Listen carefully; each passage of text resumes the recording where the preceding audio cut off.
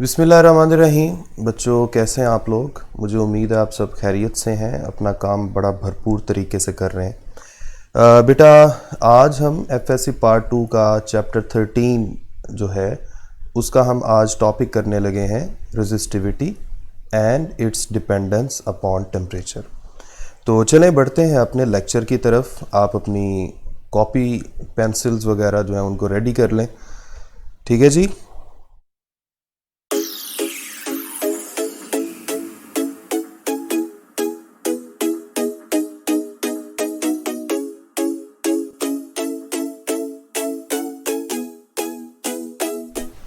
जी बेटा, इस वक्त स्क्रीन पे आपको नज़र आ रहा है आपका topic resistivity and it's dependence upon temperature. मैं आपको एक नज़र ये सारा टॉपिक दिखा देता हूँ। इसमें शुरू में हम रेजिस्टेंस और रेजिस्टिविटी की डेफिनेशन लिखेंगे। उसके बाद ये एक मैथमेटिकल रिलेशन है, ये किस तरह आएगा ये मैं अभी आपको बता देता हूँ। और उसके बाद कुछ बेसिक डेफिनेशंस हैं, जैसे कंडक्टेंस, कंडक्टिविटी और effect of temperature on resistance या रेजिस्टिविटी। उसके बाद आपका टॉपिक है temperature coefficient of resistance and resistivity, ये भी इसी मेन टॉपिक का हिस्सा है। और फाइनली ये हमारा टॉपिक जो है यहाँ आकर ख़त्म हो जाएगा। तो चलें अब हम चलते हैं अपने वाइट बोर्ड की तरफ। और वाइट बोर्ड में हमारे पास क्या है, ये है जी आपका वाइट बोर्ड, मेन बोर्ड जिसमें हम सारा काम करते हैं अपना। जी बेटा, आज के हमारे जो लर्निंग आउटकम्स हैं वो क्या हैं? Resistance and it's dependence upon length and area of cross section of wire. उसके बाद हम ये देखेंगे रेजिस्टेंस जो है वो वायर की प्रॉपर्टी है, but resistivity is the property of material. ये किस तरह है ये अभी हम देखेंगे। उसके बाद हम पढ़ेंगे जी effect of temperature on resistance and resistivity. बेटा, ये सारा काम करने के लिए हमें क्या पता होना चाहिए? हमें रेजिस्टेंस की डेफिनेशन पता होनी चाहिए। हम जानते हैं रेजिस्टेंस जो हमने पिछले टॉपिक में पढ़ा था, resistance is the opposition to the flow of charges through any conductor. इसके बाद है जी हम क्या करेंगे या हमें क्या पता होना चाहिए? Free electrons, that the free electrons while flowing in the metallic wire collide with the lattice atoms and transfer some of energy to the atoms. जब हम पढ़ने लगेंगे कि टेम्परेचर का रेजिस्टेंस या रेजिस्टिविटी पर क्या इफ़ेक्ट है, तो हमें ये बेसिक कॉन्सेप्ट पता होना चाहिए कि जो सॉलिड है, जो मेटल है, उसके अंदर फिक्स एटम्स होते हैं और वो एटम्स जो हैं अपनी जगह पे रहते हुए वाइब्रेट करते हैं। और जो इलेक्ट्रॉन्स हैं जो बैटरी के लो से हाई पोटेंशियल की तरफ जा रहे हैं, वो जब फ्लो करेंगे तो रास्ते में उनको लेटेस्ट एटम्स के साथ कोलाइड करना पड़ेगा और इसी कोलिजन को हम क्या बोलते हैं? रेजिस्टेंस। ठीक है, तो ये बेसिक कॉन्सेप्ट्स हैं जो हमें पता होने चाहिए।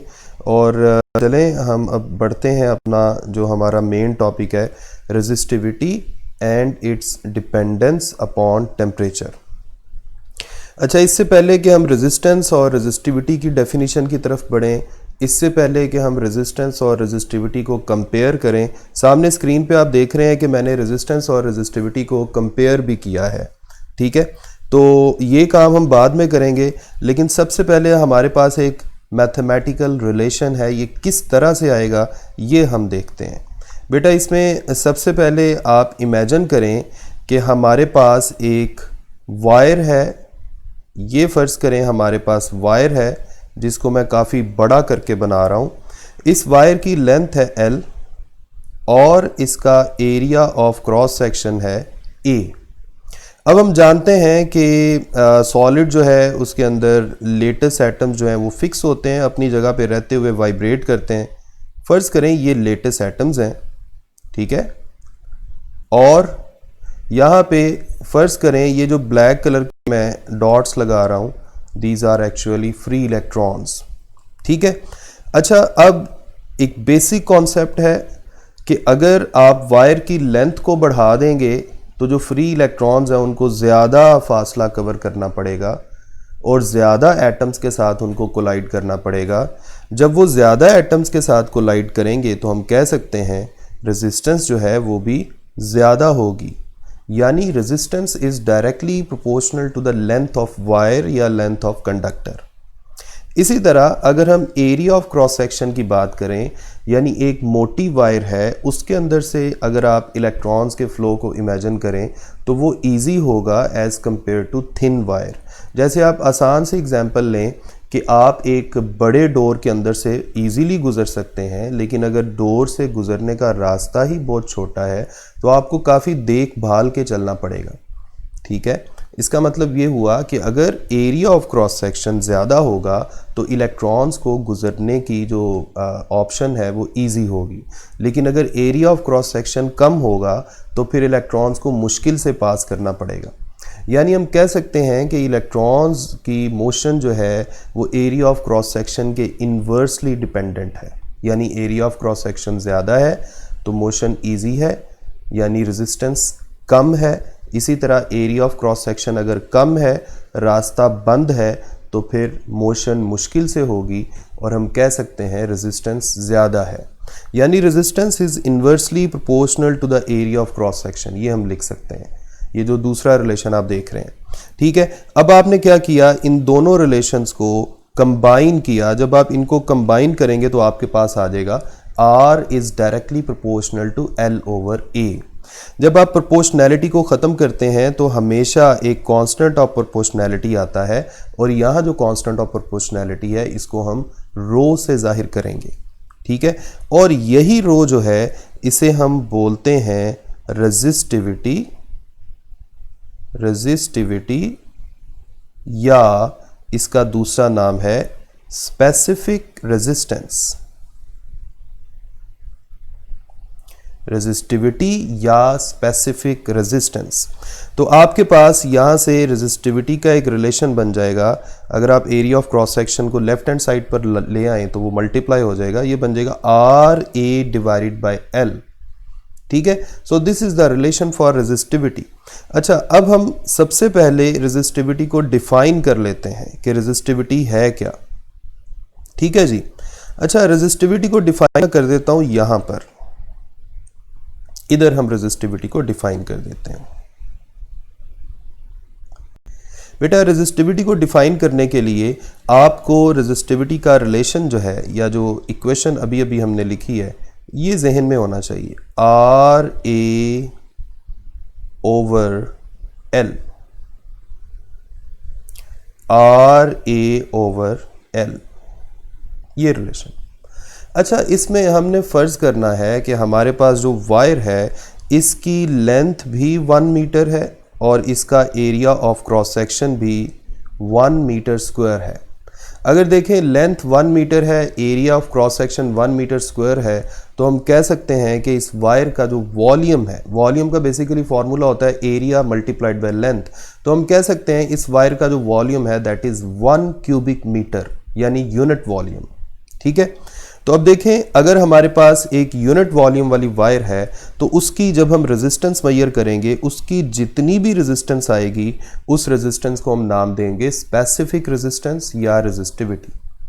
सो स्पेसिफिक रेजिस्टेंस या रेजिस्टिविटी को डिफाइन करने के लिए या डिस्क्राइब करने के लिए हमने वायर का कितना हिस्सा कंसिडर करना है जिसका वॉल्यूम क्या हो, 1 क्यूबिक मीटर। ठीक है जी, अब फर्ज करें आपके पास 2, 3 या 4 एक ही मटेरियल की वायर्स हैं, यानी कॉपर की वायर्स हैं।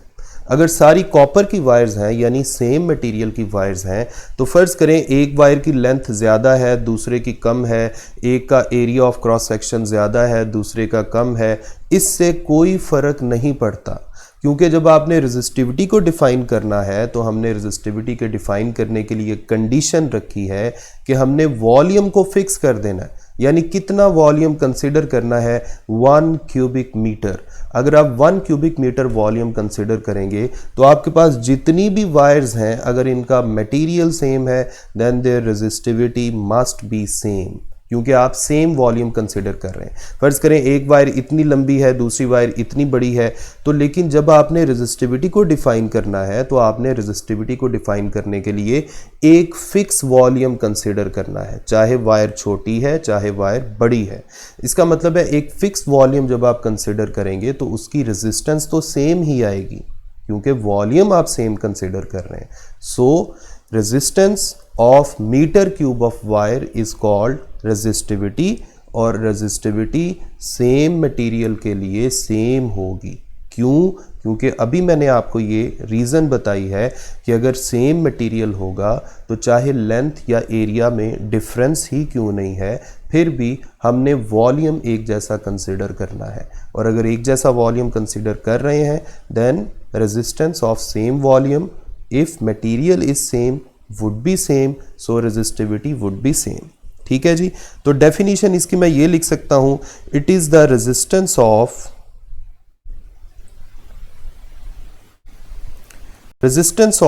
Metre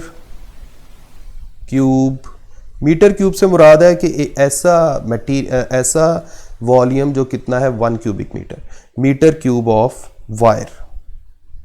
so resistance of metre cube of wire is called resistivity. ठीक है जी। तो ये हमने रेजिस्टिविटी को डिफाइन कर दिया। अच्छा बेटा, आपका इस टॉपिक में एक बहुत बड़ा इंपॉर्टेंट मेन रोल ये है कि आपने रेजिस्टेंस और रेजिस्टिविटी को डिफरेंशिएट करना है।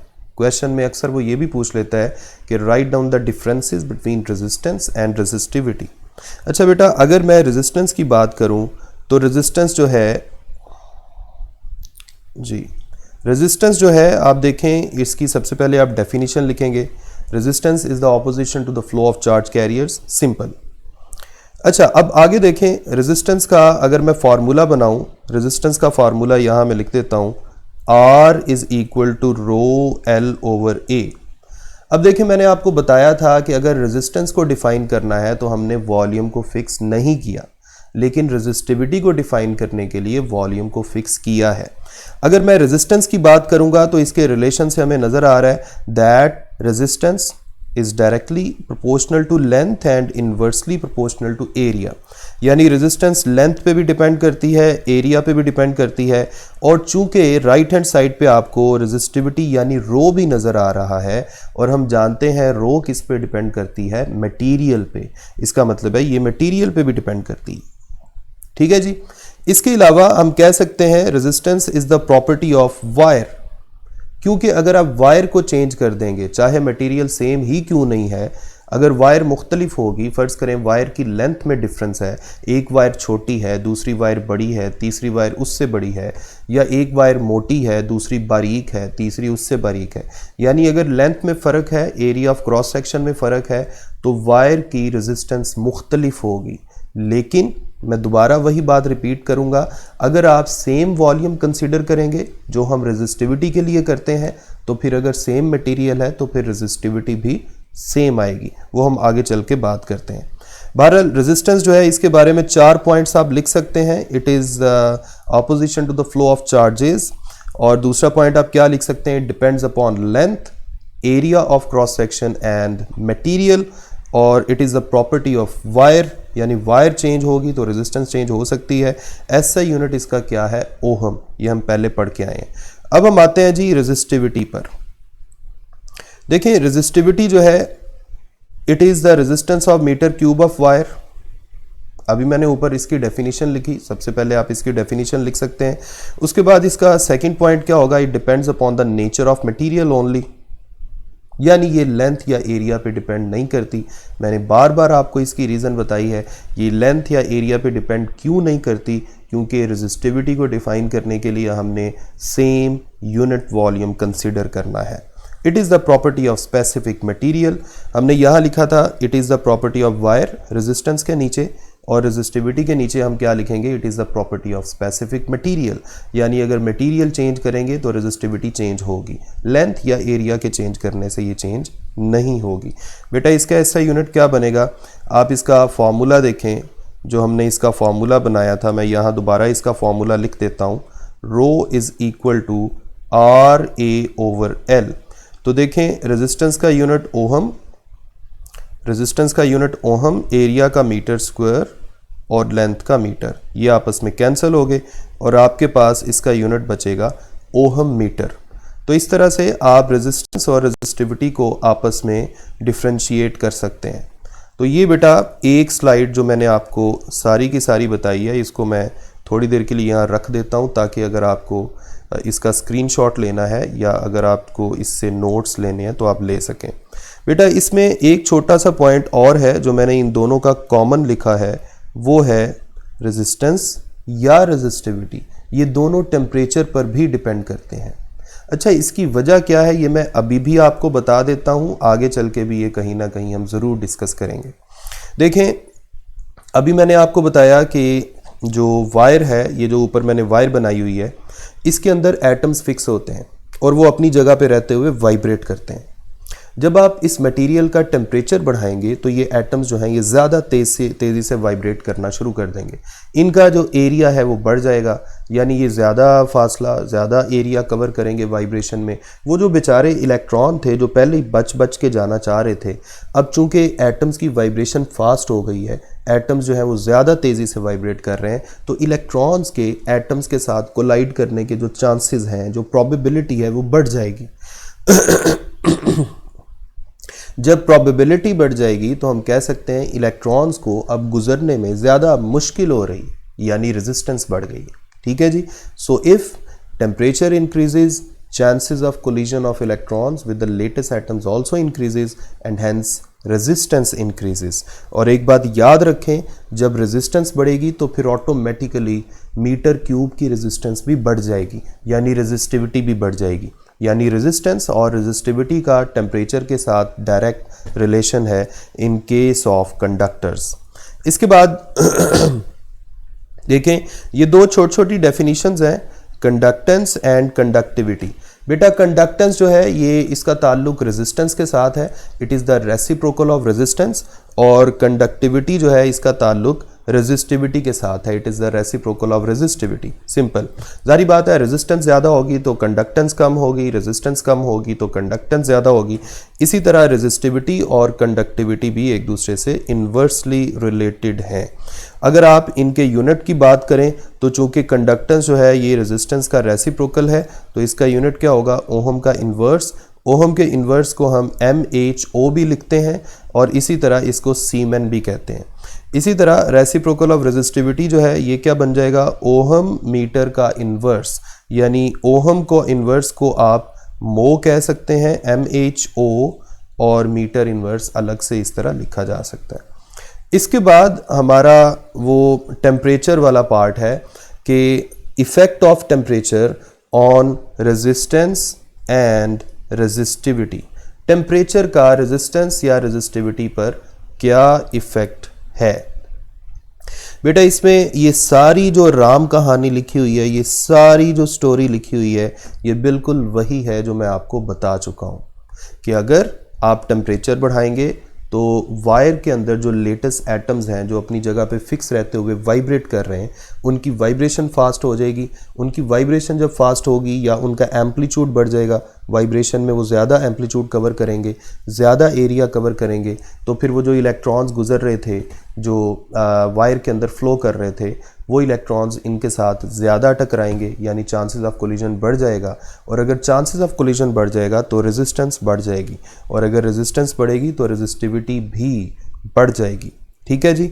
अच्छा, इसके बाद बेटा हमारे पास है टेम्परेचर कोफिशिएंट ऑफ रेजिस्टेंस। सबसे पहले यहाँ मैंने टेम्परेचर कोफिशिएंट ऑफ रेजिस्टेंस जो है इसको एज इट इज़ लिख दिया है। अब मैं आपको बता देता हूँ कि ये किस तरह से आया है। टेम्परेचर कोफिशिएंट ऑफ रेजिस्टेंस आप किस तरह से कैलकुलेट कर सकते हैं। अच्छा, ये मैं आपको यहाँ पे थोड़ा ये जो वाइट बोर्ड है यहाँ पे मैं करवा देता हूँ। अच्छा जी, फ़र्ज़ करें 0 डिग्री सेल्सियस पे हमारे कंडक्टर की जो रेजिस्टेंस थी दैट इज़ R0। फ़र्ज़ करें T डिग्री सेल्सियस पे जो रेजिस्टेंस हो गई दैट इज़ RT। अब रेजिस्टेंस में जो तब्दीली है जिसे आप डेल्टा R कह सकते हैं, ये किस चीज़ पे डिपेंड करेगी।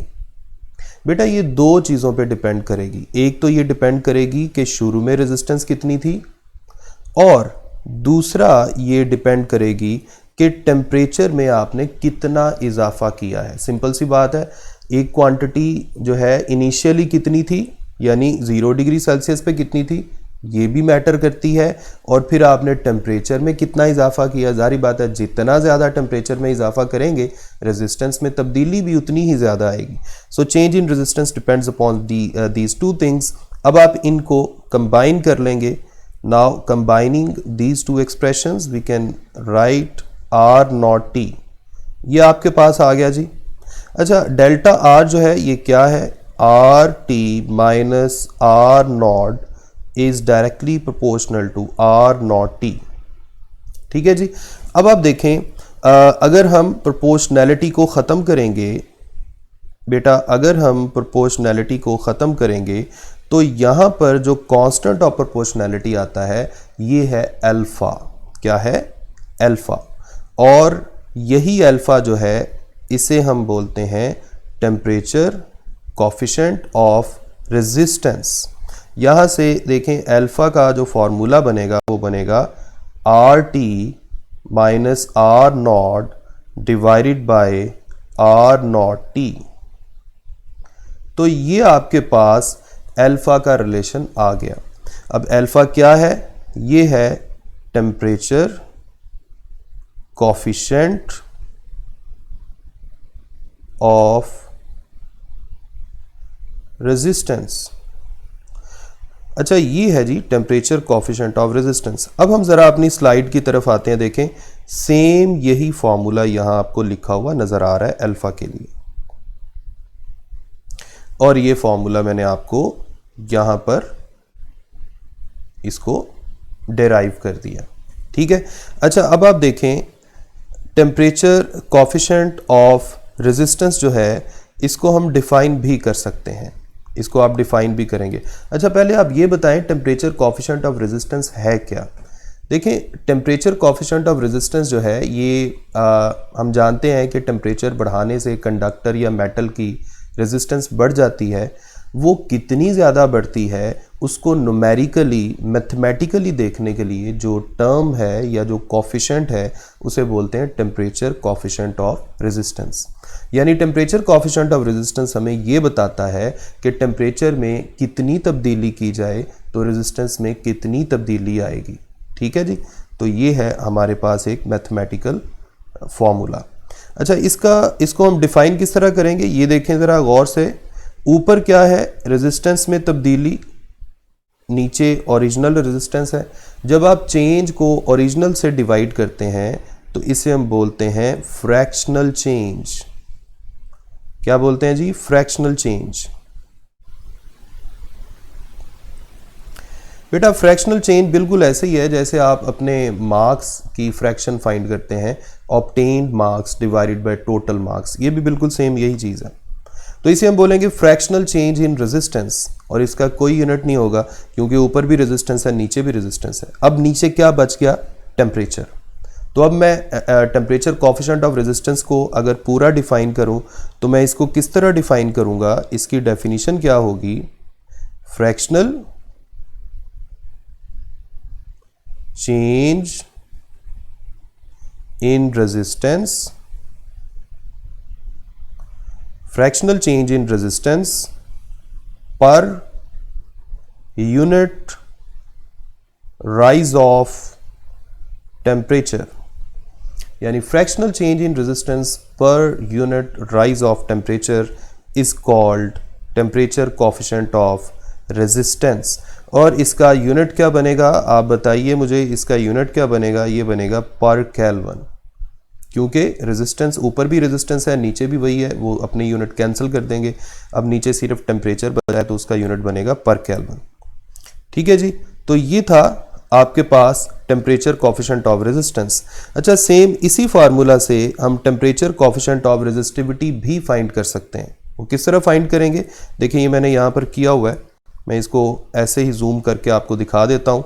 देखिए, हमने R का फार्मूला लिखा था R is equal to rho L over A. तो अगर हम टी टेम्परेचर के लिए लिखेंगे तो आर के नीचे भी टी, रो के नीचे भी टी, 0 डिग्री सेल्सियस के लिए दोनों के नीचे 0 आ जाएगा। फिर आप क्या करेंगे, आप अल्फ़ा के फार्मूला में इनको पुट कर दें। जब आप अल्फ़ा के फार्मूला में इनको पुट कर देंगे तो एल और ए जो है उसकी रेशो आपस में कैंसिल आउट हो जाएगी और आपके पास जो फाइनल फार्मूला है बिल्कुल उसी शक्ल में आ जाएगा जिस शक्ल का रेजिस्टेंस वाला फार्मूला था। सिंपली आपने क्या करना है, आपने आर की जगह रो पुट कर देना है, सिंपल, ठीक है। और इसका भी जाहिर बात है एसआई यूनिट सेम होगा जो टेम्परेचर कोएफिशिएंट ऑफ रेजिस्टेंस का था। तो चाहे आप temperature coefficient of resistance find करें, चाहे आप temperature coefficient of resistivity find करें, दोनों के फॉर्मूले सिमिलर हैं, बस आर की जगह रो आ जाएगा, ठीक है जी। अच्छा, इसमें तीसरी चीज़, यहाँ एक आपको ग्राफ मिलेगा टेक्स्ट बुक में, उस ग्राफ को हम देख लेते हैं। ये एक कर्व है, इसको आप कंसिडर कर भी सकते हैं। ये बेसिकली रेजिस्टिविटी और टेम्परेचर जो है उसके दरमियान कर्व है। शुरू में ये स्ट्रेट लाइन है और बाद में ये टेम्परेचर एक्सिस वाली साइड पे थोड़ा सा बेंड हो रही है। तो बेटा ये था आपका आज का टॉपिक। मुझे उम्मीद है कि इसमें आपको कोई भी परेशानी नहीं होगी। एक दफ़ा मैं आपको ये स्लाइड दिखा देता हूँ, ये देखें, ताकि अगर आपने स्क्रीनशॉट लेना है तो आप ले सकें, ठीक है। जो मैंने डेरिवेशन की वो ये थी। इसमें अगर कोई कन्फ्यूजन हो तो आप मुझसे बाद में पूछ भी सकते हैं। और ये आपकी थी लास्ट स्लाइड, ठीक है जी। तो ये था बेटा हमारा आज का लेक्चर और इसमें मुझे उम्मीद है कि आपको कोई परेशानी नहीं होगी। लेकिन हमेशा की तरह अगर आपको कोई परेशानी है तो मैं हमेशा की तरह वही बात कहूँगा कि आप मुझे कहीं भी कांटेक्ट करके, यहाँ स्क्रीन पे आपको मेरे एड्रेसेस नज़र आ रहे हैं, कहीं भी कांटेक्ट करके आप मुझसे डिस्कस कर सकते हैं। तो चलें, आज की वीडियो इतनी ही। नेक्स्ट वीडियो में इंशाल्लाह दोबारा बात करेंगे अगले टॉपिक पर। तब तक अपना ख्याल रखें, मुझे अपनी दुआओं में याद रखें। अल्लाह हाफिज़।